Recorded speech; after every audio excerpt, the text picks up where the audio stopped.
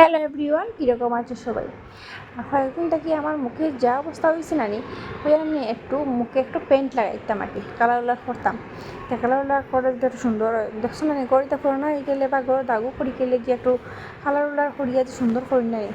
তো সেম আমিও ভাবছি যে আমিও করতাম, যে মুখটা একটু সুন্দর সুন্দর করি কালার উলার করিয়া। তুমি দেখছো মানে গরুটা রান্ধা মারিয়া প্লেন করেন বা সুন্দর করেন। প্রথমে আমি মুখটা ক্লিনিং যে ক্লিন করে লিয়েছি আর কি, যত ময়লা হলে আসতে সবিতা বাপে লাইছি। তারপরে তো লাগাইছে প্রাইমার লাগাইছে না, এরপর লাগাইছি কালার করে নিলাম গড়া আর কি। তবু কালার করলে তো একটু সুন্দর হয়, কিন্তু কালারের উপরে যদি একটু পেন্ট করা হয় বা একটু আর্ট করা হয় সুন্দর হয় না, বা ফুলও রাখা হয়। এর লাগে ওই মুখে একটু লাল ঠাল লাগাইছি আর কি, লাল ঠাল লাগাই আর কি, লিপস্টিক লাগাই আর নাইলে তো বাসতো না, সুন্দর তো হইব, ঠিক আছে, সিম্পল সুন্দর হইব আর কি।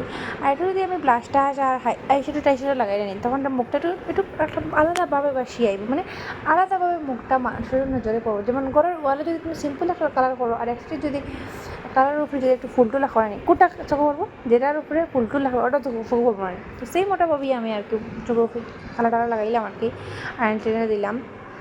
আর তারপরে ভাবলাম না, কালার লাগাইলে ওই বনি। হ্যাঁ, ঘরের ভিতরে যদি জিনিস সুন্দর করে না রাখা হয় বা শুধু তো জিনিস না কিনে আনা হয়, তাই ভাবলাম একটা শাড়িটাই লাগাই, একটু চুড়ি লাগাই, ফুটা টুটা লাগাই, তো তখন একটু বেশি বাসবো আর কি। তো আমি প্রথমে গয়না লাগাইলাম, সুন্দর সুন্দর শাড়িটাই লাগাইলাম। তারপরে এই আমার ভিডিওটা